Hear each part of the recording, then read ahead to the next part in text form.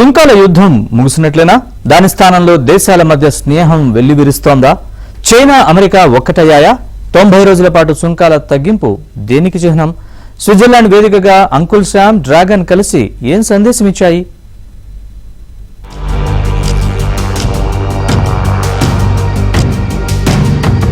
నిన్న మొన్నటిదాకా America China కత్తులు దూసుకున్నాయి. ఇప్పుడు పొత్తులు పెట్టుకున్నాయి. స్విట్జర్లాండ్లో జరిగిన సుదీర్ఘ చర్చలు సఫలమయ్యాయి. We said with China, after productive talks in Geneva, both sides now agreed to reduce the tariffs imposed after April 2nd to 10% for 90 days as negotiators continue on the larger structural issues. And I want to tell you that a couple of things. First of all, that doesn't include the tariffs that are already on, that are our tariffs, and it doesn't include tariffs on cars, steel, aluminum, things such as that, or tariffs that may be imposed on pharmaceuticals, because we want to bring the pharmaceutical businesses back to the United States, and they're already starting to come back now based on tariffs. Because they don't want to pay 25, 50 or 100% tariffs, so they're moving them back to the United States. నిజానికి America అధ్యక్షుడు Donald Trump చైనాపై కోపంతోనే వివిధ దేశాలపై సుంకాలు విధించారు. అయితే వాటిని 90 రోజులు suspend చేశారు. కానీ చైనా నుంచి దిగుమతుల సుంకాలను అమెరికా 145% పెంచింది. అమెరికా నుంచి వచ్చే వస్తువులపై చైనా సైతం సుంకాలను 125% పెంచింది. అమెరికాకు చైనా అరుదైన ఖనిజాల ఎగుమతిని ఆపేసింది. దీంతో అమెరికా కంపెనీలు బాగా నష్టపోయాయి. ఇలా ప్రపంచంలోనే 2 అతిపెద్ద ఆర్థిక వ్యవస్థలు సుంకాలను పెంచుకుంటూ పోతూ ఉండడంపై ప్రపంచ మార్కెట్లు ఆందోళన వ్యక్తం చేశాయి. ఈ నేపథ్యంలోనే చైనా అమెరికా మధ్య చర్చలు జరిగాయి. పరస్పర సుంకాల తగ్గింపునకు అంగీకరించాయి.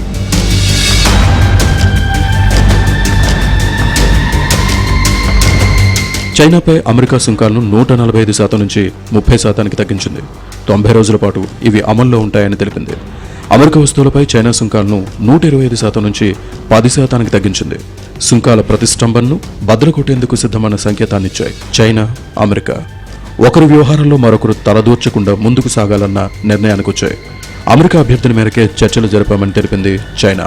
చైనా నుంచి వచ్చే రసాయనాల వల్ల కొన్ని రసాయనాలు ఇల్లీగల్గా ఎగుమతి అవుతున్నాయని అమెరికాకి, వాటితో ఫెంటనిల్ అనే ఒక మత్తు పదార్థం తయారవుతుందనేది అమెరికా ఆరోపణ. దాన్ని కంట్రోల్ చేయాలి, దానికోసం అని చెప్పి 20% టారిఫ్ వేసాం, చైనా మీద ఒత్తిడి తెచ్చేందుకని చెప్పి చెప్తున్నారు. సో ఆ 20% మాత్రం అలాగే ఉంచారు. కాబట్టి ఓవరాల్గా ఈ 2 దేశాల మధ్య ఈ ఫెంటనిల్ వివాదాన్ని పక్కన పెడితే, చైనా నుంచి ఎగుమతి అవుతున్న రసాయనాల వల్ల ఈ ఫెంటనిల్ అనే మత్తు పదార్థం తయారవుతుందనే వివాదాన్ని పక్కన పెడితే 2 దేశాల ఒకదాని మీద ఒకటి వేస్తున్న టారిఫ్ 10%. సో మిగతా అన్ని దేశాల మీద ఈ మధ్యకాలంలో ట్రంప్ నిర్ణయం ప్రకారంగా 90 రోజుల పాటు 10% టారిఫ్ అన్ని దేశాల మీద, ఏదైతే ఈ రకంగా వివాదాల్లోకి లాగపడలేదు, సుమారు 60-70 దేశాలు అనుకుంటా ఒక్కో దేశం మీద ఒక్కొక్క రకంగా టారిఫ్ వేస్తా నిర్ణయాలు తీసుకున్నాడు.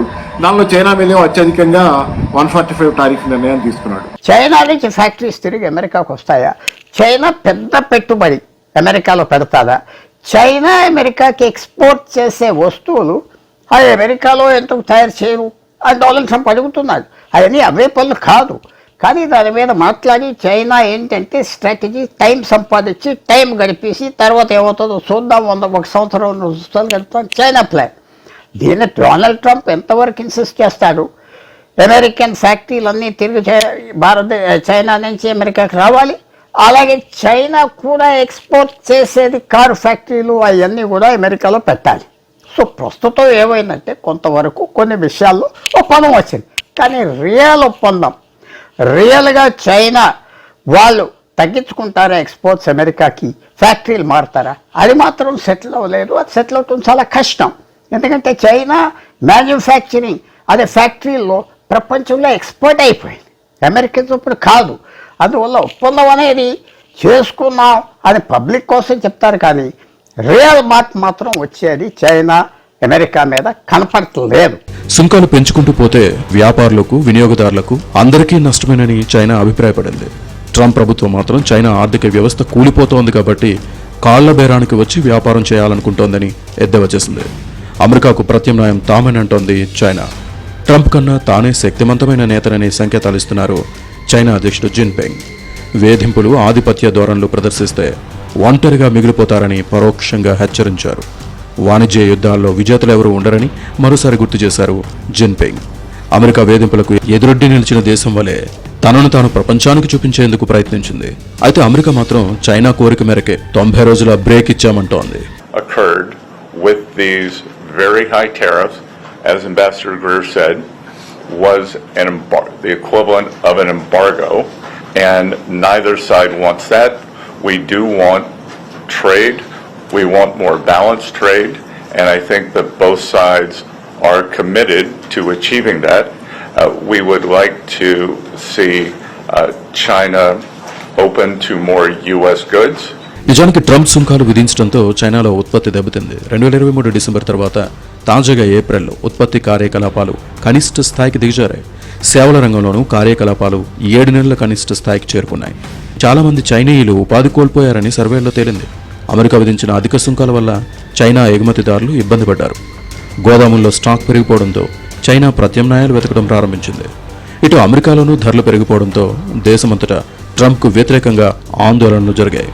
సుంకాల పెంపు వల్ల ఏర్పడిన అనిశ్చితి వల్ల అమెరికన్ ఆర్థిక వ్యవస్థ తొలిసారి 3 ఏళ్ల దిగువ స్థాయికి పడిపోయింది. చాలా కాలంగా చైనా వస్తువులపై ఆధారపడిన పరిశ్రమలు మూతపడే స్థితికొచ్చాయి. ఇరు దేశాలకు నష్టమేనని ఉభయ దేశాలు గుర్తించడంతో చర్చలు జరిపాయి. మాంద్యం రావచ్చనే ఆందోళనలు, పెరుగుతున్న ధరల కారణంగా ట్రంప్ రేటింగ్ పడిపోయింది.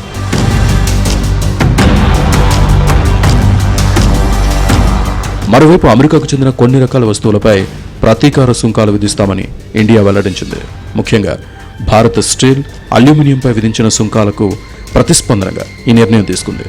అమెరికా విధించిన టారిఫ్ల కారణంగా $7.6 బిలియన్ విలువైన భారత్ ఎగుమతులపై ప్రతికూల ప్రభావం పడనుంది.